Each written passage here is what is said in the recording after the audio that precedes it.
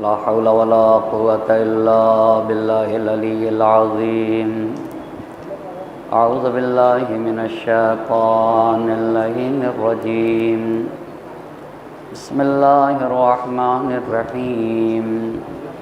الحمد لله رب العالمين. الصلاة والسلام على أشرف الأنبياء والمرسلين خاتم النبيين سيدنا ومولانا أبي القاسم محمد اللهم صل على محمد وآل محمد وعلى أهل بيته الطيبين الطاهرين المعصومين ولعنة الله على أعدائهم أجمعين. أما بعد، فقد قال مولانا حسين بن علي عليهم السلام: إني لم أخرج أشرا ولا بترا ولا مفسدا ولا ظالما، إنما خرجت لطلب الإصلاح في أمة جدي. صلوات پڑھیں پر محمد اور آل محمد. خمس مجالس کے آج دوسری گفتگو ہے اور عنوان گفتگو ہے امام سجاد علیہ السلام حیات اور کارنامے. اس عنوان پہ گفتگو کرنے کے لیے سید الشہداء حضرت ابا عبداللہ الحسین علیہ السلام کے جس فقرے کو سرنامہ سخن قرار دیا ہے، اس میں امام عالی مقام اپنے مشن و تحریک کے اہداف و مقاصد کی طرف اشارہ کر رہے ہیں. انی لم اخرج اشرا ولا بطرا، اے لوگو، میں سرکشی کے لیے، میں بغاوت کے لیے، میں حصول دنیا کی خاطر اور میں کسی پوسٹ و مقام کو حاصل کرنے کے لیے نہیں نکل رہا ہوں. نہ میں فساد پھیلانا چاہتا ہوں اور نہ ہی میں ظلم و ستم کرنا چاہتا ہوں. انما خرجت لطلب الاصلاح فی امت جدی، میں تو اپنے جد کی امت کی اصلاح چاہتا ہوں. میں امر بالمعروف کرنا چاہتا ہوں. میں سماج اور معاشرے سے برائیوں کا خاتمہ کرنا چاہتا ہوں. میں اپنے نانا کی سیرت کو زندہ کرنا چاہتا ہوں اور اپنے بابا کی سیرت کو زندگی عطا کرنا چاہتا ہوں. حسین نے اپنے اس قول میں یہ بتایا کہ میں مصلح ہوں، میں سماج اور معاشرے کو بدلنا چاہتا ہوں اور اپنے جد کی امت کی اصلاح چاہتا ہوں. یہ پہلی بات. دوسری بات یہ ہے کہ حسین کی شہادت مظلومانہ شہادت ہے اور حسین کو بے جرم و بے خطا شہید کیا گیا. جب کوئی شہادت مظلومانہ ہو تو شہادت کے اثرات ہوتے ہیں، اور اگر سید الشہداء کی شہادت ہو، حسین کا خون بہے، تو اس کے اثرات جو نمایاں ہیں وہ قابل غور. جس میں سے پہلا اثر یہ ہوا کہ ظالموں کے خلاف کھلم کھلا نفرت و بیزاری ہونے لگی. یہ پہلا اثر. شہادت سید الشہداء کا دوسرا اثر یہ تھا کہ حقیقی اسلام، سچے اسلام اور جھوٹے اسلام میں فرق واضح ہو گیا. سچا اسلام کیا ہے، جھوٹا اسلام کیا ہے، اور امامت کسے کہتے اور سلطنت اور بادشاہت کسے کہا جاتا ہے. تیسرا اثر یہ تھا شہادت کا کہ لوگوں کے اندر قربانی کا جذبہ پیدا ہوا. شہادت طلبی کے جذبے سے لوگوں کا دل سرشار ہو گیا. اور چوتھا اثر یہ تھا کہ حسین کی شہادت کے نتیجے میں تحریکوں نے جنم لیا ہے. قیامات، انقلابات وجود میں آئے، جس میں توابین کا قیام، اور توابین کے قیام سے پہلے خود جب مدینے والوں کو یہ پتہ چلا کہ یزید کے یہاں مسلمان ہونے کی کوئی علامت نہیں پائی جاتی، تو مدینے میں یزید کے خلاف آواز بلند ہوئی، بنی امیہ کو مدینے سے نکالا گیا. یہ ایک بات.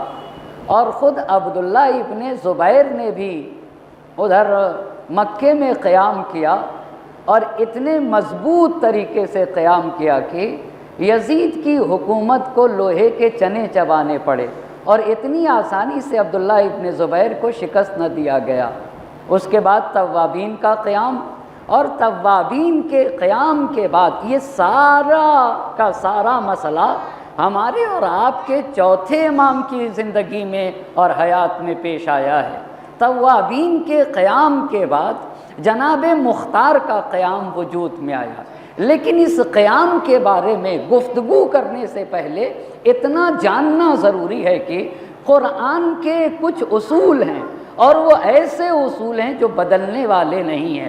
قرآن کی پہلی سنت یہ ہے کہ جو بھی مجرم ہوگا، جو بھی ظالم ہوگا، جو بھی ستمگر ہوگا، اس سے خدا انتقام لے گا۔ یہ بہت توجہ کریے گا، یہ قرآن کا صاف لفظوں میں اعلان ہے یہ قرآن مجید کا، فَانْتَقَمْنَا مِنَ الَّذِينَ أَجْرَمُوا، جو لوگ مجرم ہیں، جو لوگ جرم کرتے ہیں، جو لوگ ستم ڈھاتے ہیں، ہم ان سے انتقام لیں گے۔ آپ توجہ کریے گا، یہ خالق اور مالک کا بیان ہے کہ ہم ان سے انتقام لیں گے۔ وَكَانَ حَقًّا عَلَيْنَا نَصْرُ الْمُؤْمِنِينَ، اور کہا ہماری سنت یہ ہے، قرآن کا یہ اعلان ہے، ہمارا قانون یہ ہے کہ ہم صاحب ایمان کی نصرت کریں گے۔ کتنا اہم قانون ہے، کتنی عظیم سنت ہے، مجرموں سے بدلہ لیں گے، یہ پہلی بات۔ وَكَانَ حَقًّا عَلَيْنَا نَصْرُ الْمُؤْمِنِينَ، اور ہم نے اپنے اوپر یہ واجب کر رکھا ہے کہ ہم صاحب ایمان کی مدد کریں گے۔ یہ پہلی آیت قرآن کی۔ اور دوسری آیت قرآن کی یہ کہتی ہے اِنَّا مِنَ الْمُجْرِمِينَ مُنْتَقِمُونَ، اے لوگو اس بات کی طرف توجہ رہے کہ ہم مجرموں سے بدلہ ضرور لیں گے۔ بس ایک بات یہ ہوئی کہ مجرم بچ کے جا نہیں سکتا ہے، اس سے بدلہ لیا جائے گا، اور بدلہ لینے والی ذات بھی خدائے وحدہ لا شریک کی ذات ہے۔ ہاں اتنی بات ضرور ہے، ممکن ہے کہ مجرم سے فوراً بدلہ لے لیا جائے، اور ممکن ہے کہ مجرم کو ڈھیل دیا جائے، اور یہ قرآن کا بھی فلسفہ ہے۔ وَلَا يَحْسَبَنَّ الَّذِينَ كَفَرُوا أَنَّمَا نُمْلِي لَهُمْ خَيْرٌ لِأَنفُسِهِمْ، جو لوگ کافر ہیں وہ یہ گمان ہرگز نہ کریں کہ اگر ہم ان کو مہلت دیتے ہیں تو یہ ان کے حق میں بھلائی ہے۔ انما نملی لہم لیزدادوا اثما، ہم تو انہیں مہلت اس لیے دیتے ہیں تاکہ جو دل چاہے وہ کریں، اور ان کے لیے وَلَهُمْ عذاب مہین، دردناک عذاب ہے۔ پس پہلا قاعدہ قرآن کا یہ ہے کہ اگر مجرم ہے تو مجرم کا انتقام ہم لیں گے، مجرم سے انتقام اور بدلہ ہم لیں گے، یہ پہلا قانون۔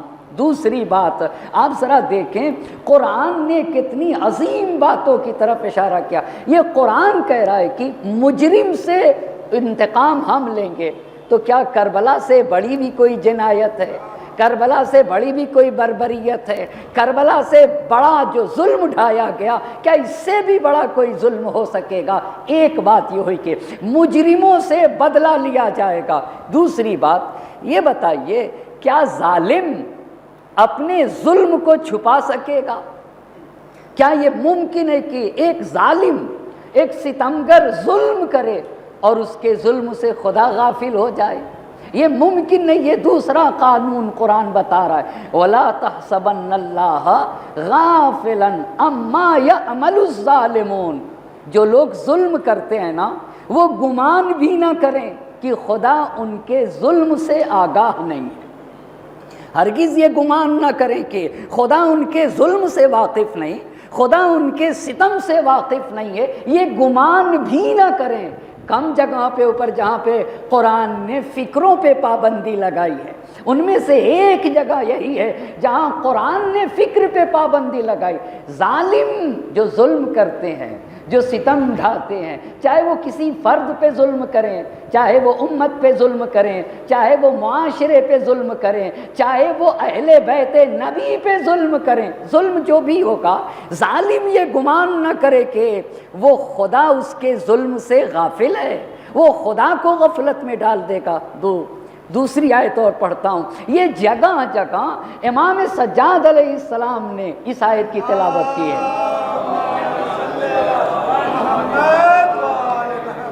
حضرت زینب کبریٰ سلام اللہ علیہا نے اس آیت مبارکہ کی تلاوت کی، یہ خبردار کیا ہے ظالموں کو خبردار کیا ہے، ستمگروں کو متوجہ کیا ہے۔ دوسری آیت جو قرآن کہتے وَسَيَعْلَمُ الَّذِينَ ظَلَمُوا أَيَّ مُنْقَلَبٍ يَنْقَلِبُونَ، یہ مسلسل ہم اور آپ اپنی مجلس کے بعد بھی اس آیت کی تلاوت کرتے ہیں، وَسَيَعْلَمُ الَّذِينَ ظَلَمُوا أَيَّ مُنْقَلَبٍ يَنْقَلِبُونَ، جو لوگ ظالم ہیں وہ ان قریب ان کو یہ معلوم ہو جائے گا، بہت جلدی ان تک یہ پتہ چل جائے گا کہ ظالم کا ٹھکانہ کہاں ہے۔ بہت توجہ کرنے کی ضرورت ہے، ایک ستمگر کا ٹھکانہ کیا ہے، ستمگر اور ظالم کو کہاں لے جایا جائے گا اسے بہت جلدی پتہ چل جائے گا۔ یہ دو آیتیں، پس پہلی آیت ہم مجرموں سے انتقام لیں گے، یہ پہلی آیت، اور دوسری دو آیت جو کہتی ہیں کہ قرآن کا یہ قانون ہے کہ خدا کسی بھی ظالم کے ظلم سے غافل نہیں ہے۔ ایسا کوئی گمان نہ کرے ظالم کہ خدا اس کے ظلم سے آگاہ نہیں۔ یہ دو طرح کا قانون۔ اور تیسری آیت پڑھنا چاہتا ہوں جو یہ بتاتی ہے وَلَن تَجِدَ لِسُنَّتِ اللَّهِ تَبْدِيلًا، خدا کا قانون بدلتا نہیں ہے، یعنی مجرم ہے تو مجرم سے انتقام لیا جائے گا، ظالم کو اپنے ظلم کا برا نتیجہ اسے بھگتنا پڑے گا، خدا کی سنت بدلتی نہیں۔ تو ظالم اور ستمگر کو کیسا عذاب ہوگا، لہم خزی فی الدنیا، بہت توجہ کریے گا، جو ستمگر ہے نا، جو ظالم ہے، جو کسی کے حق کو پامال کرتا ہے، جو مجرم ہے، وہ دنیا میں بھی رسوا ہوگا اور آخرت میں بھی ان کے لیے عظیم عذاب ہے۔ اس کو قرآن کی آیت نے بتایا، لہم خزی فی الدنیا، جو لوگ ظلم ڈھاتے ہیں، جو لوگ ستم کرتے ہیں، جو لوگ بربریت کرتے ہیں نا، وہ دنیا میں ذلیل و خوار ہوں گے۔ عام ظلم کرنے والا رسوا ہوگا، تو جو اہل بیت نبی پہ ظلم ڈھائے، جو نبی ذاتیوں پہ ظلم کرے، جو رسول خدا حضرت محمد مصطفیٰ صلی اللہ علیہ وآلہ،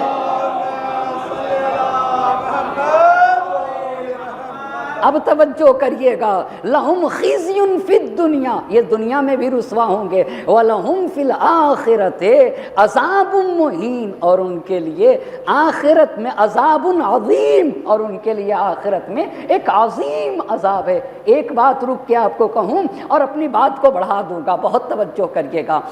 سماج اور معاشرے میں ایک مسئلہ یہ ہے کہ اگر میں کسی تھنکر کی بات کو پڑھوں، اگر کسی رائٹر کی بات کو پڑھوں اور یہ کہوں اپنے مجمع سے کہ یہ ایک بڑے تھنکر نے یہ بات کہی ہے، تو مجمع کہتا ہے کہ اماں کیا بات کہہ دی اس نے، ایک بڑے تھنکر اور ایک بڑے رائٹر کی بات پیش کر رہے ہیں۔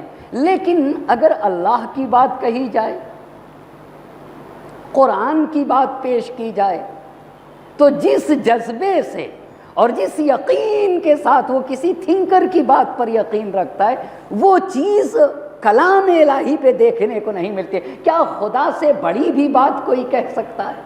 کیا خدا سے سچی بھی بات کوئی کہہ سکتا ہے؟ یہ قرآن کا اعلان ہے۔ پس قرآن کا اعلان، پہلا اعلان یہ ہوا کہ مجرموں سے ہم بدلہ لیں گے، دوسرا اعلان یہ ہوا کہ ظالم یہ ہرگز گمان نہ کریں کہ خدا ان کے ظلم سے غافل ہے، اور تیسری بات یہ ہوئی کہ جو ستمگر ہیں، جو ظالم ہیں، وہ اس دنیا میں بھی رسوا ہوں گے اور آخرت میں ان کے لیے عظیم عذاب ہے۔ یہاں تک بات ہو گئی، یہ آیت سے ہوئی بات۔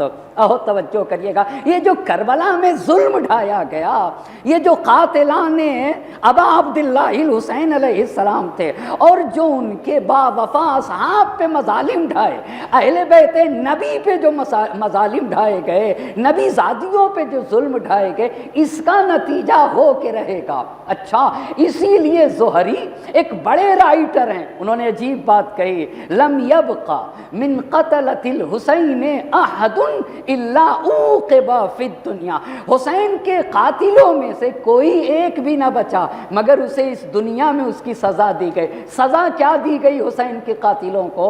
اما بالقتل، یا اسے قتل کیا گیا، او بالعمی، یا اندھا ہوا ہے، اندھا ہوا، او سواد الوجہ، یا چہرہ کالا ہوا، اس کا چہرہ کالا ہوا، او زوال الملک، یا جو کچھ تھا اس کے پاس سب کا سب ختم ہو گیا، تباہ و برباد ہو گیا، بس یا اسے قتل کیا گیا ہے، یا وہ اندھا ہو گیا، یا اس کا چہرہ کالا ہوا، دنیا کی بات ہے، یا اس کا چہرہ کالا ہوا ہے، یا اس کو قتل کر دیا، چہرہ کالا ہوا، یا اس کے پاس جو کچھ تھا سب کا سب تباہ ہو گیا، فی مدت یسیرہ، تھوڑی ہی سی مدت میں۔ اس پہ اوپر جاؤں گا تو اپنے موضوع سے ہٹ جاؤں گا۔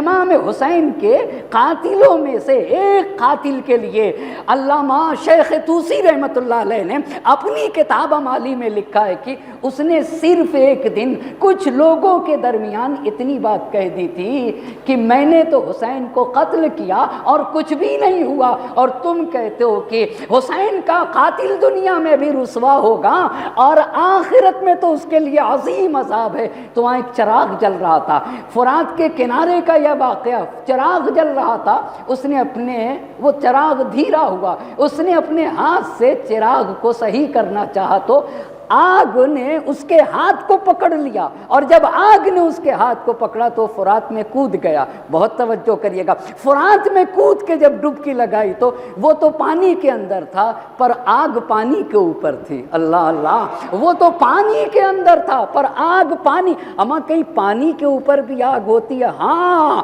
ہوتی ہے عزیزان محترم، آگ پانی کے اوپر، جیسے ہی سر نکلتا تھا پھر آگ اس کو پکڑ لیتی تھی، پھر پانی کے اندر چلا جاتا تھا، پھر آگ وہیں کے اوپر رہا کرتے تھے، پھر سر نکالتا تھا، پھر آگ اسے پکڑ لیتی تھی، پھر لے جاتا تھا، اور آگ ویسے ہی پانی کے اوپر رہا کرتے تھے۔ کوئی بھی ظالم بچ کے جائے گا نہیں، کوئی بھی مجرم بچ کے جائے گا نہیں، اور وہ بھی کربلا کے شہداء کا مجرم ہو۔ بہت توجہ کریے گا، یا تو وہ دنیا میں رسوا ہوگا، دنیا میں بھی رسوا ہوگا، اور آخرت میں اس کے لیے عذاب ہے۔ ایک روایت اور عرض کروں اور پھر عزیزان محترم، یہ جو خدا کا وعدہ ہے مجرم سے انتقام لیا جائے گا، یہ خدا کا وعدہ ہے۔ شیخ مفید رحمت اللہ علیہ نے اپنی کتاب امالی مفید میں، آپ کو پتا ہے یہ ہمارے مذہب کی سب سے اہم کتابوں میں سے ہے، سب سے اہم اور عظیم منابع میں سے ایک منابع ہے، منبع امالی شیخ مفید۔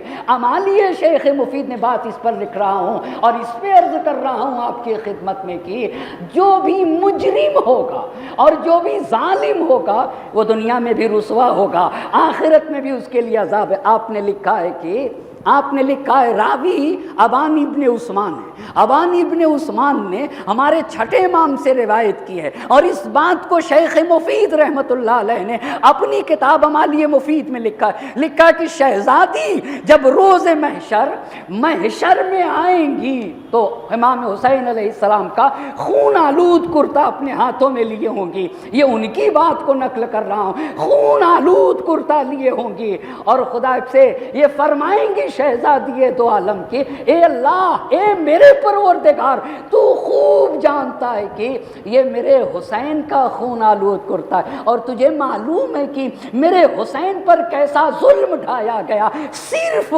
شہزادی دو عالم نے اتنی بات کہی تھی تو آواز قدرت آئی، عرش سے ایک ندا آئی، اور وہ ندا یہ تھی کہ اے فاطمہ، اے نبی کی بیٹی، بہت توجہ کریے گا، میں تو صرف اور صرف تمہاری رضا چاہتا ہوں۔ اللہ اللہ، میں اے فاطمہ، میں تمہاری خوشنودی چاہتا ہوں۔ آپ یہ بتائیے اے فاطمہ، اے میرے نبی کی بیٹی، آپ کیا چاہتی ہیں؟ آپ غور کریے گا، اما کیا مقام ہے، خودی کو کر بلند اتنا کہ ہر تقدیر سے پہلے خدا بندے سے خود پوچھے بتا تیری رضا کیا ہے۔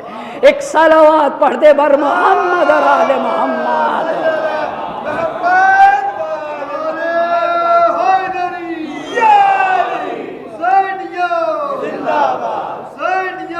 زندہ باد، یزیدیو،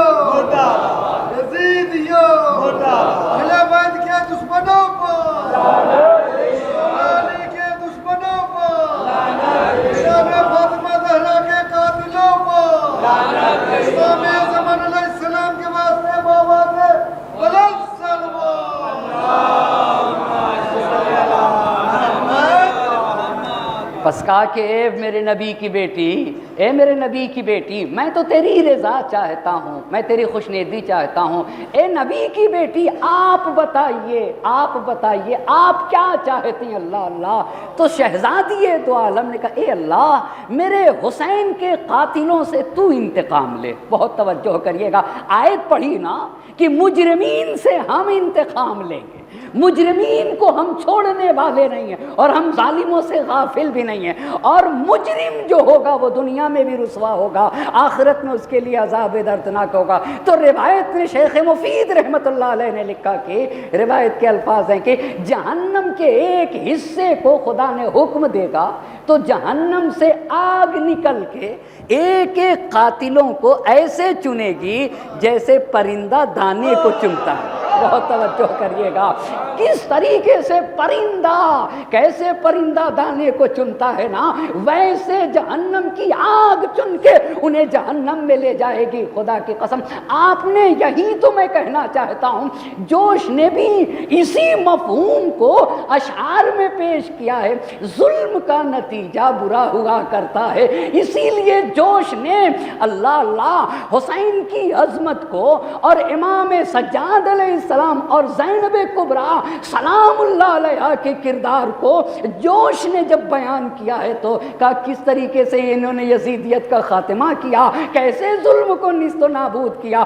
بے درد کے حسرت کو نکلتے نہیں دیکھا، اللہ اللہ بے درد کے حسرت کو نکلتے نہیں دیکھا، کاغذ کی کبھی ناؤ کو چلتے نہیں دیکھا، بے درد کے حسرت کو نکلتے نہیں دیکھا، کاغذ کی کبھی ناؤ کو چلتے نہیں دیکھا، ظالم کو کبھی پھولتے پھلتے نہیں دیکھا، اللہ اللہ بے درد کے حسرت کو نکلتے نہیں دیکھا، کاغذ کی کبھی ناؤ کو چلتے نہیں دیکھا، ظالم کو کبھی پھولتے پھلتے نہیں دیکھا۔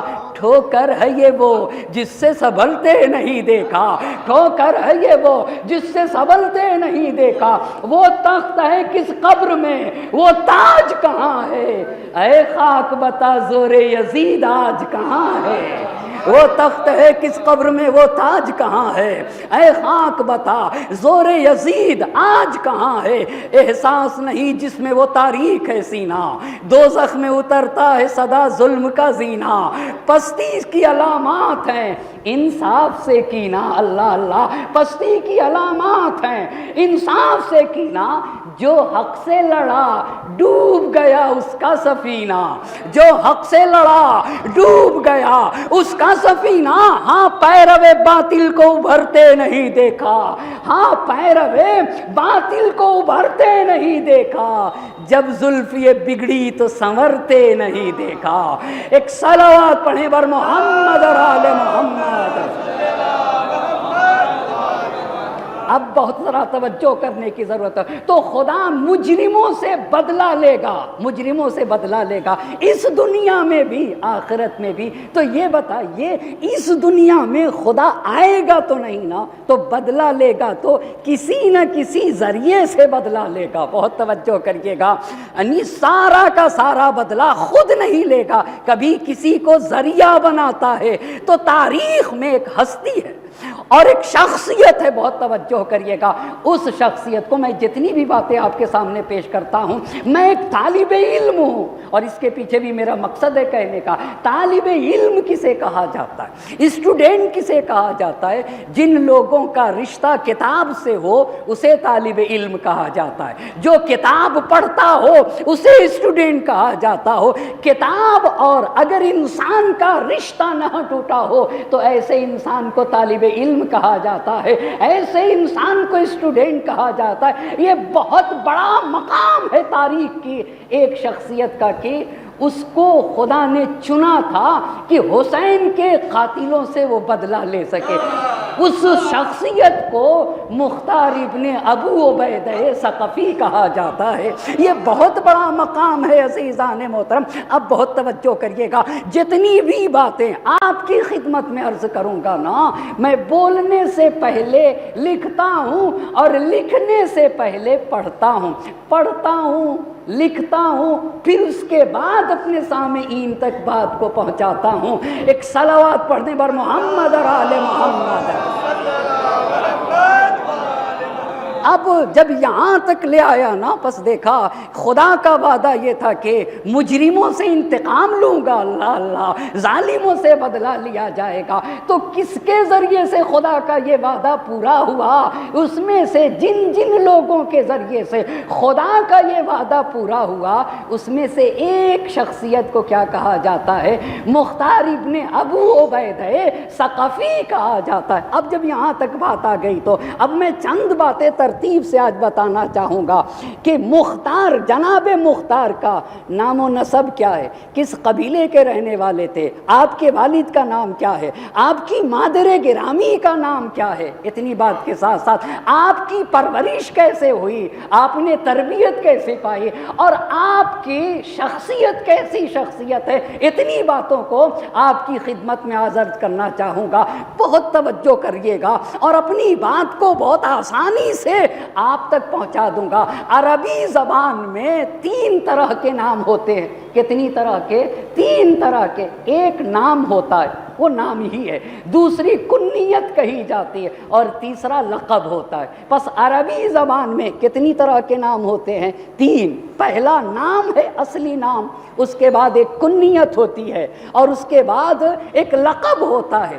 تو جناب مختار کا اصلی نام مختار ہے، مختار ابن ابو عبیدہ ابن مسعود ثقفی، یعنی مختار آپ کا اصلی نام ہے۔ اچھا، کس قبیلے سے آپ کا تعلق ہے؟ حجاز میں، حجاز کسے کہتے ہیں؟ حجاز کسے کہتے ہیں؟ حجاز آج کی علمی زبان میں مدینہ حجاز کا ایک شہر ہے۔ مدینہ کیا ہے؟ حجاز کا ایک شہر ہے۔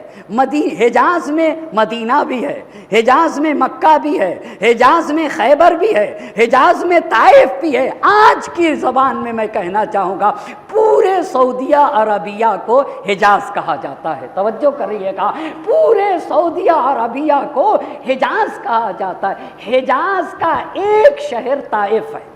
حجاز کا ایک شہر کیا ہے؟ طائف ہے۔ طائف مکے سے 122 کلومیٹر کے فاصلے پر ہے۔ کتنے فاصلے کے اوپر ہے؟ مکے سے 122 کلومیٹر کے فاصلے پہ طائف میں ایک قبیلہ رہتا ہے، عرب کا مشہور قبیلہ، اس قبیلے کو قبیلہ ثقیف کہا جاتا ہے۔ پس طائف کا قبیلہ قبیلہ ثقیف ہے، اور مختار ثقفی ہم کہتے ہیں۔ ثقفی کیوں کہتے ہیں؟ اس لیے کہ ان کا تعلق قبیلہ ثقیف سے ہے، اور قبیلہ ثقیف کہاں کے اوپر رہتا ہے؟ قبیلہ ثقیف طائف میں رہتا ہے۔ پس اگر قبیلہ ثقیف طائف میں رہتا ہے تو اب آپ کو یہ بھی جاننا ضروری ہوگا کہ طائف سے کیسے مختار مدینہ آئے، مدینے سے کیسے کوفے آئے، کوفے سے کیسے مدینہ آئے، یہ بھی ساری باتیں جاننا ہوگی تاکہ جناب مختار کے کردار کو پڑھا جا سکے۔ پس آپ کا اصلی نام کیا ہے؟ اصلی نام مختار ہے۔ کس قبیلے سے آپ کا تعلق ہے؟ قبیلہ ثقیف سے۔ قبیلہ ثقیف کہاں کے اوپر رہتا ہے؟ طائف میں۔ طائف کہاں ہے؟ ہاں، حجاز کا ایک شہر ہے جو مکے سے کتنے فاصلے کے اوپر ہے؟ 122 کلومیٹر کے فاصلے پہ ہے۔ جناب مختار کی کنیت کیا؟ کنیت کسے کہتے ہیں؟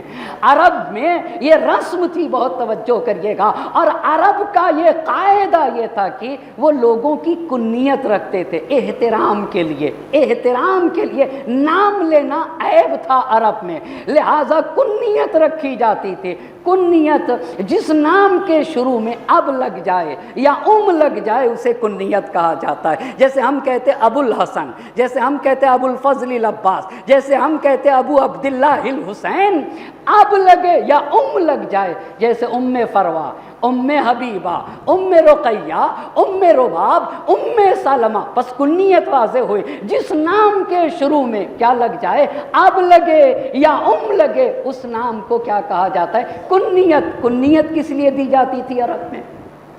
کنیت کس لیے دی جاتی تھی؟ احترام کے لیے۔ ابو الحسن آپ بلائیں اور علی کہیں الیاذ باللہ، کہا ابو الحسن، کسی کے احترام کے لیے کنیت دی جاتی تھی۔ تو جناب مختار کی کنیت ہے ابو اسحاق۔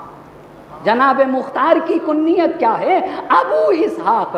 پس نام ہوا، نام کیا ہوا؟ نام کیا ہوا؟ مختار۔ قبیلہ کیا ہوا؟ ثقیف۔ کنیت کیا ہوئی؟ ابو اسحاق۔ اچھا جب اتنی بات ہو گئی تو جناب مختار کا لقب کیا تھا؟ بہت توجہ کرنے کی ضرورت ہے۔ جناب لقب کسے کہتے ہیں؟ جس نام کے ذریعے سے کسی کی تعریف کی جائے یا کسی کی برائی کی جائے۔ لقب بھی دو طرح کے رکھے جاتے ہیں نا، اچھے بھی لقب ہوتے ہیں اور برے بھی لقب ہوتے ہیں۔ ہمارے ہاں بھی بہت سارے لقب دیے جاتے ہیں لوگوں کو، عجیب و غریب القاب دے دیے جاتے، لقب اچھے بھی ہوتے ہیں اور برے بھی۔ جناب مختار کا لقب کیا تھا؟ کیسان۔ لقب کیا تھا مختار کا؟ کیسان۔ یہ کیسان کا مطلب کیا ہوتا ہے؟ عربی میں ایک لفظ ہے کیس۔ کیس کا مطلب یہ ہوتا ہے جو انسان بہت ہوشیار، جو انسان بہت ہی زیادہ سمجھدار ہو، جو انسان بہت ہی زیادہ سوجھ بوجھ رکھتا ہو، اسے کیس کہا جاتا ہے۔ اور اگر کہہ دیا جائے کیس، بہت توجہ کریے گا، اگر کہہ دیا جائے کیس، اس کا مطلب یہ ہوتا ہے کہ جو بہت ہی زیادہ عقل و فراست رکھتا ہو۔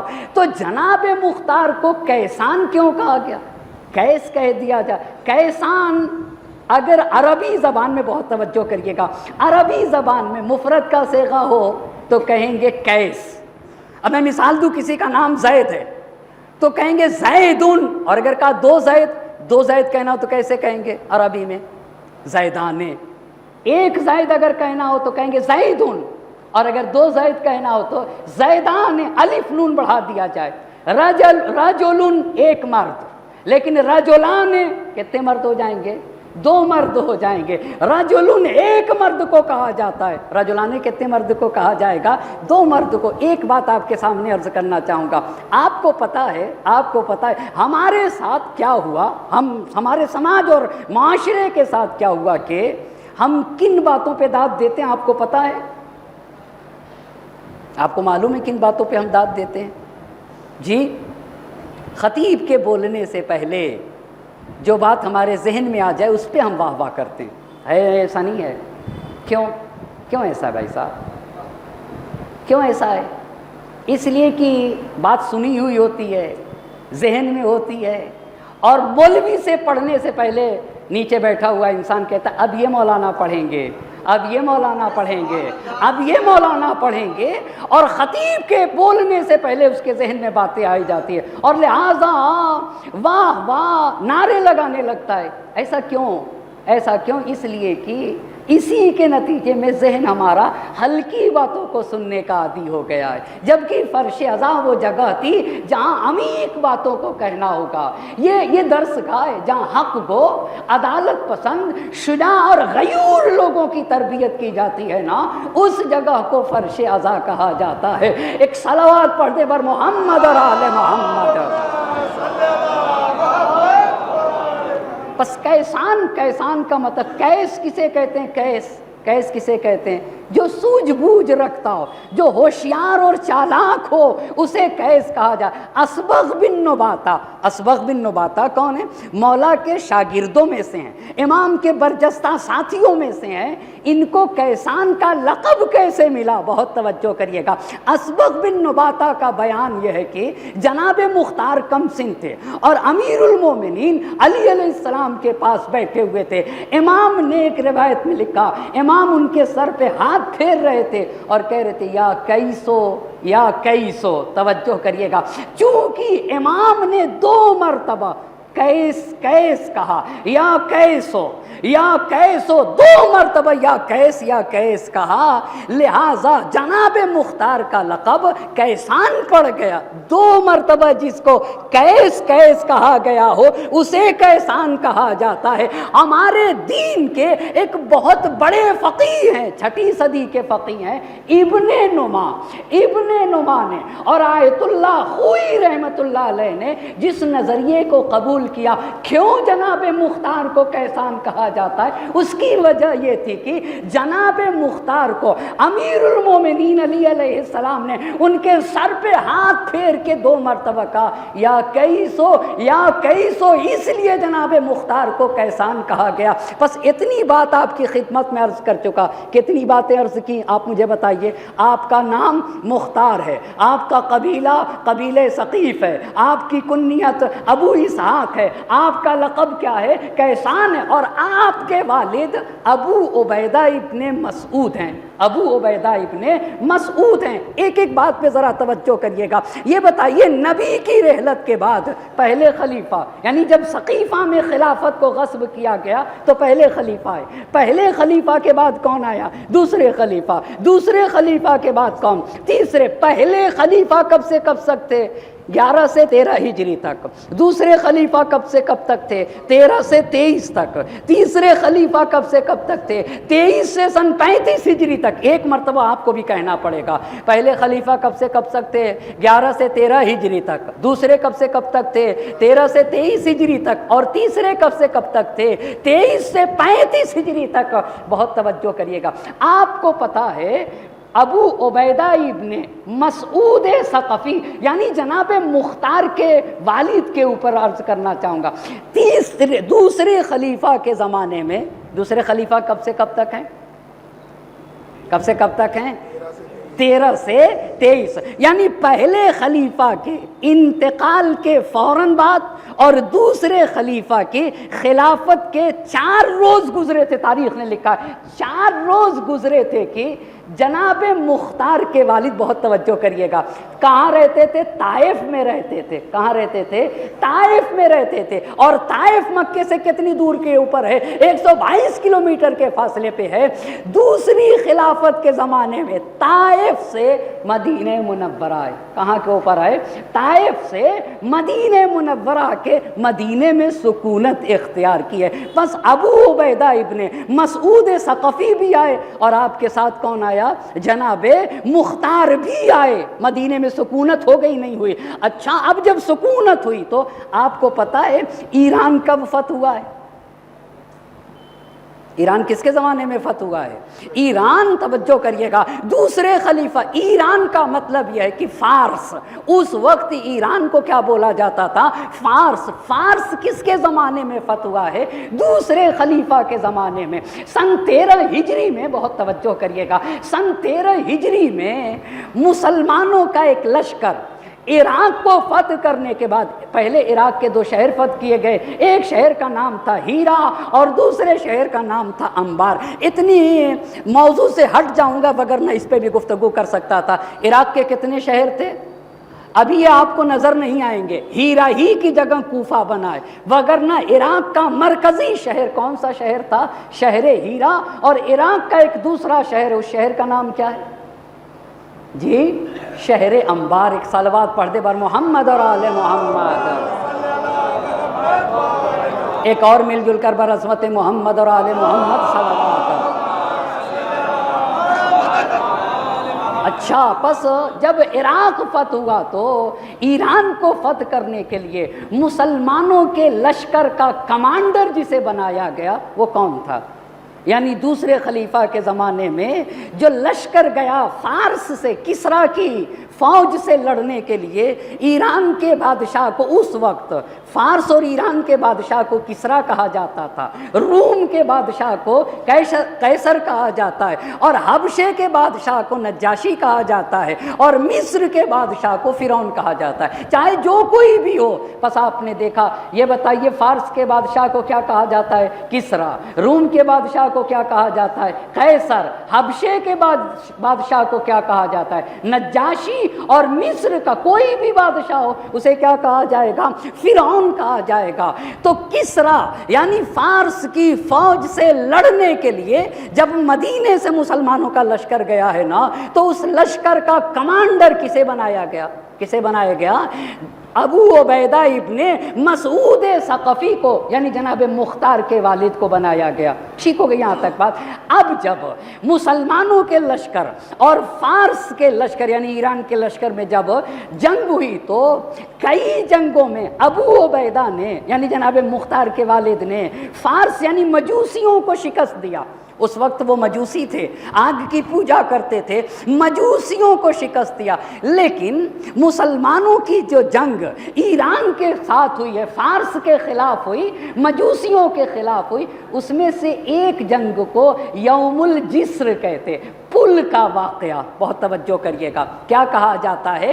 پل کا واقعہ۔ یوم الجسر یہ کیا تھے؟ یوم الجسر کیا تھے؟ مسلمانوں نے ایک نہر کے اوپر پل بنایا، پل بنانے کے بعد اس پل کو کراس کر کے فارس کی حکومت سے لڑنے کے لیے گئے، فوج سے لڑنے کے لیے۔ اب جب کراس کر لیا تو بنایا ہوا پل خود ہی بگاڑ دیا، بنایا ہوا پل خود مسلمانوں نے بگاڑ دیا، اس میں 4000 مسلمان مارے گئے۔ یعنی مجوسیوں نے، کسریٰ کی فوج نے مسلمانوں کا قتل عام کیا۔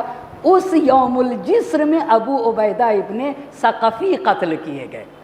سن 13 ہجری میں یوم الجسر میں ابو عبیدہ ابن ثقفی قتل کیے گئے۔ اس جنگ میں جناب مختار بھی تھے، 13 برس کے تھے۔ کتنے برس کے تھے؟ 13 برس کے، جہاں کے اوپر جناب مختار۔ اچھا، یہ ہوئے ابو عبیدہ ابن مسعود ثقفی۔ ایک مرتبہ پھر سے آپ سے کہنا چاہوں گا، آپ یہ بتائیے اصلی نام مختار ہوا، ٹھیک ہو گئی بات، قبیلہ کون سا ہوا؟ قبیلہ ثقیف ہو گیا، طائف میں رہتا تھا۔ آپ کی کنیت ابو اسحاق ہو گئی، لقب کیسان ہو گیا۔ والد کا نام کیا ہوا؟ والد کا نام ابو عبیدہ ابن مسعود ثقفی۔ والدہ کون ہے؟ بہت توجہ کریے گا، یہ شخصیتیں جنم ایسے ہی تھوڑی لیتی ہیں۔ والدہ، آپ کی والدہ دومہ ہے۔ آپ کی والدہ کا نام کیا ہے؟ دومہ۔ ایک بات آپ کو بتا دینا چاہوں گا، یہ بات ذہنوں پہ گرا نہ گزرے۔ آپ کو پتا ہے، آج کل آپ مجھ سے بہتر جانتے ہیں، آپ مجھ سے بہتر جانتے ہیں، یہ بتائیے مجھے ٹائپ کرنا نہیں آتا اور مجھے ٹائپنگ وغیرہ سیکھنا ہے تو میں کون سا لیپ ٹاپ لوں؟ اگر لیپ ٹاپ لینا ہے تو بھی ٹائپ سیکھنا ہے تو 35,000 25,000 کا ایک لیپ ٹاپ معمولی سا میرے لیے کافی ہے۔ پر اگر میں ٹائپ بھی کرنا نہ آئے اور 1.5 لاکھ 2 لاکھ کا لیپ ٹاپ لے کے بیٹھ جاؤں تو آپ ہنسیں گے نہیں کہ اما ان کو ٹائپ بھی کرنا نہیں آتا ہے، 1.5 لاکھ کا لیپ ٹاپ کی کیا ضرورت تھی؟ یہ کام تو 20,000 کے لیپ ٹاپ میں بھی ہو سکتا تھا۔ ہو گئی یہاں تک بات؟ ہو گئی بات۔ یہ بتائیے یہ جو ایکسٹرنل ہارڈ ڈسک ہے کتنے کی ہوتی ہے؟ کتنے ہے اس کے کیپیسٹی کتنی ہوتی ہے؟ ہاں، کتنی جی بی کی ہوتی ہے؟ کتنی کیپیسٹی کی ہوتی ہے؟ 2 ٹیرا بائٹ ہے، 3 ٹیرا بائٹ ہے، ممکن اس سے زیادہ کی آئی ہو۔ تو یہ بتائیے، میں آپ سے یہ پوچھنا چاہتا ہوں، ایکسٹرنل ہارڈ ڈسک کی تو آپ کہتے ہیں 2 ٹیرا بائٹ، 3 ٹیرا بائٹ کی ہے، 4 ٹیرا بائٹ کی ہے۔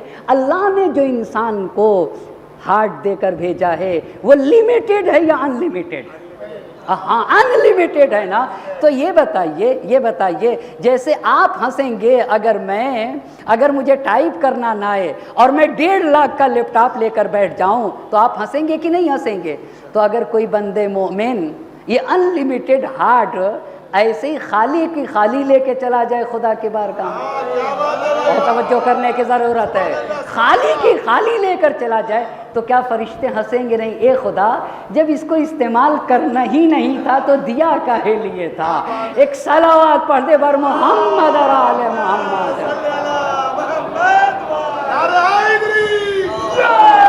جمال محمد و کمال علی باواز بلند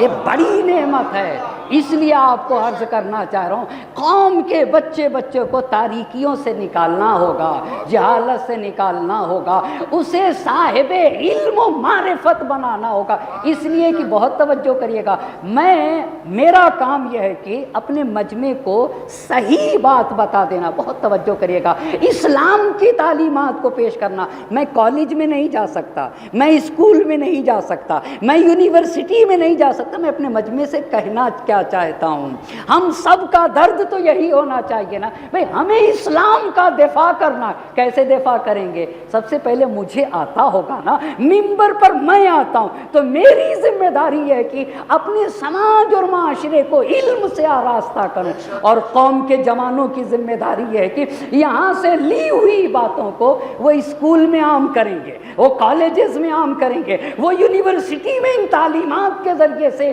دین کا دفاع کریں گے اور مذہب کا دفاع کریں گے۔ اس لیے ان باتوں کا جاننا نہایت ضروری ہے۔ پس ماں کا نام کیا ہے جناب مختار کی؟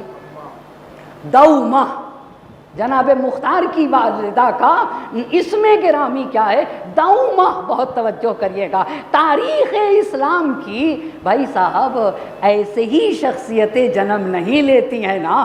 شخصیتوں کے لیے مضبوط ماں باپ کا ہونا ضروری ہوتا ہے. تو ابو عبیدہ ابن مسعود ثقفی آپ کے والد ہیں اور آپ کی والدہ بھی آپ سنیے گا تو آپ محظوظ ہوں گے.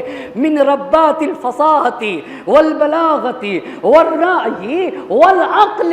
آپ کی ماں کے لیے جو تاریخ اسلام کی ایک برجستہ شخصیت ہے جناب دوما.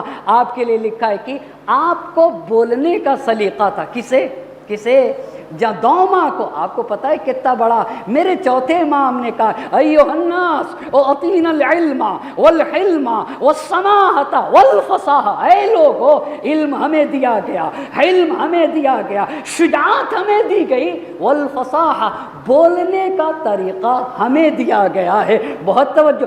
فکروں کو اسی زبان کے ذریعے سے متوجہ کیا جاتا ہے, اسی سلیقے بیان کے ذریعے سے بہکے ہوئے انسانوں کو راہ راست پہ لایا جاتا ہے. الرحمن علم القرآن خلق الانسان علمہ البیان. اللہ نے انسان کو بیان کا سلیقہ بتایا ہے. کہا دوما کو وہ فصیحہ تھی, یعنی بولنے کا ہنر تھا. بہت توجہ کریے گا. بہت عظیم دولت ہے بولنا. والبلیغہ وہ بلیغ تھی, موقع محل کو خوب پہچانتے تھے. بہت غور کریے گا. کہاں کیا بولنا ہے وہ انہیں آتا تھا. اسے کہتے ہیں بلاغت.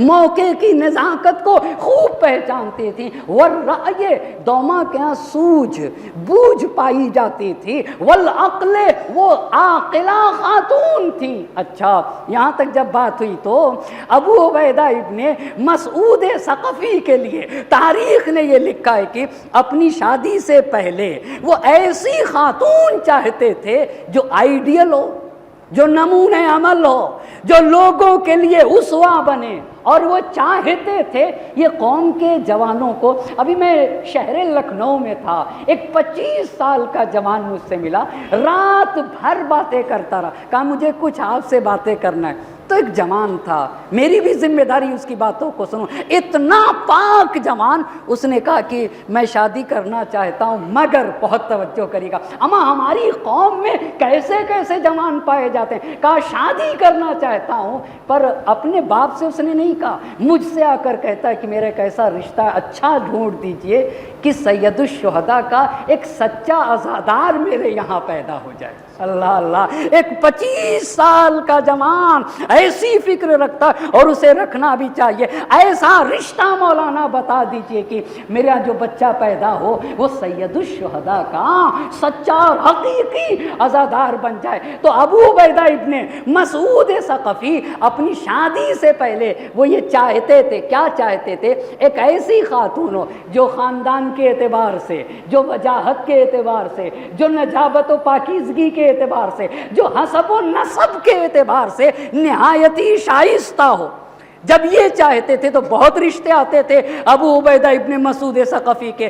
جو رشتہ آتا تھا ابو عبیدہ ابن مسعود ثقفی کا, ہر رشتے کو ٹھکرا دیتے تھے, ہر رشتے کو ٹھکرا دیتے تھے. تاریخ نے لکھا ہے کہ ایک دن خواب میں یہ دیکھا, ابو عبیدہ ابن مسعود ثقفی نے خواب میں دیکھا کہ کوئی کہہ رہا تھا کہ ابو عبیدہ دومۃ الحسنہ سے شادی کر لو. کس سے شادی کر لو؟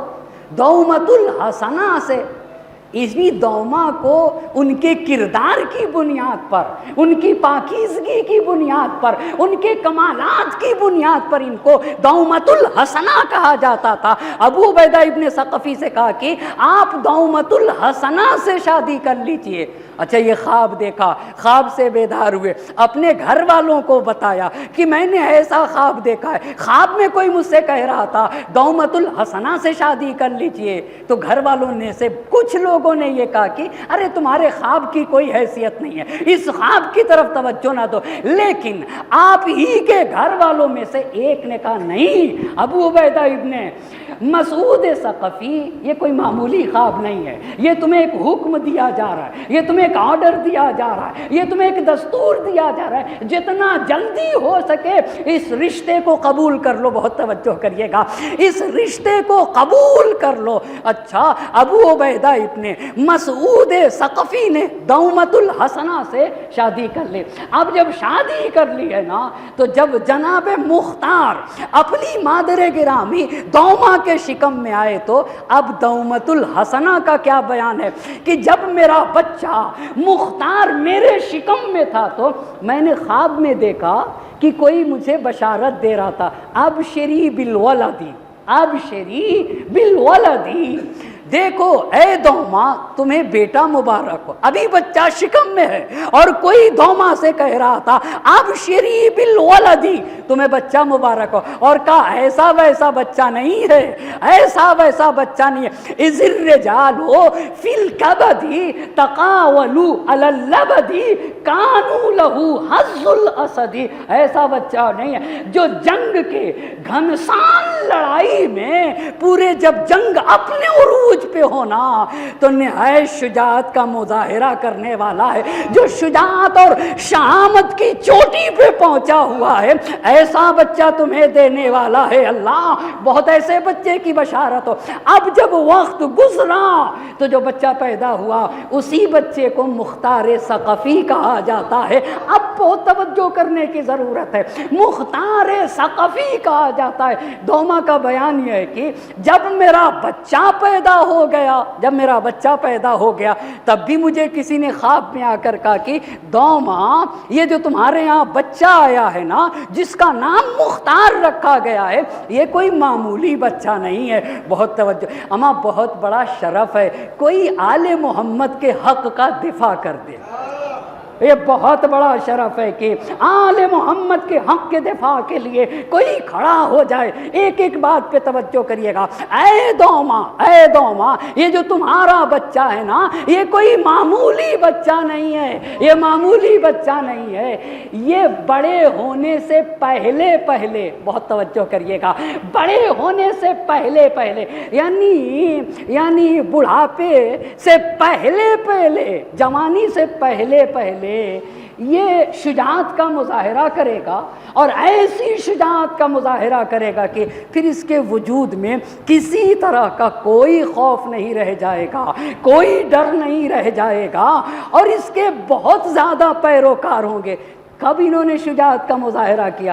آپ کو بتایا نا، واقع یوم الجسر میں 13 برس کے تھے جب جناب مختار نے شجاعت کا مظاہرہ کیا۔ اور آپ کو بتاؤں کس ماں کے بیٹے کو مختار کہا جاتا ہے، اور دومۃ الحسنہ کسے؟ جب مصعب ابن زبیر نے جناب مختار کے دارالامارہ کا محاصرہ کیا، اور مصعب ابن زبیر نے جناب مختار ثقفی کے دارالامارہ کو چاروں طرف سے گھیر لیا، تو کچھ لوگ قتل کر دیے گئے، کچھ لوگ فرار کر دیے گئے۔ اسی دارالامارہ میں جناب مختار کی ضعیفہ ماں دوما بھی موجود تھی، اسی دارالامارہ میں جناب مختار کی ماں موجود تھی۔ تو ابو عجین کہتے ہیں کہ میں جناب مختار کی مادر گرامی کے پاس گیا، اور جانے کے بعد میں نے ان سے درخواست کی کہ ایسا ہے کہ میں آپ کو اپنی پشت پہ سوار کرتا ہوں۔ بہت توجہ کریے گا، شجاع مائیں، بھئی امام علی علیہ السلام نے عقیل سے کہا تھا، اے عقیل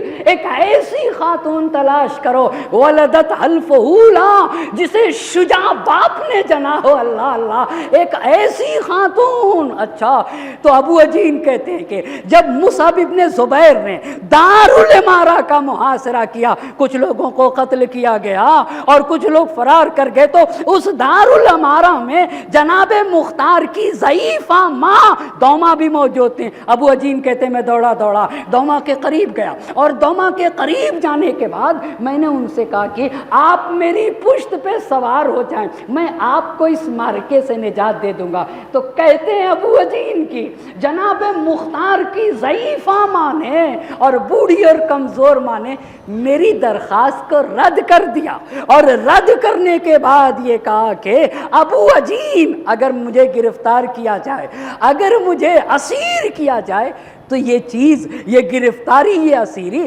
اس سے کہیں بہتر ہے کہ میں تمہاری پشت پہ سوار ہو کے معرکہ جنگ سے باہر چلی جاؤں۔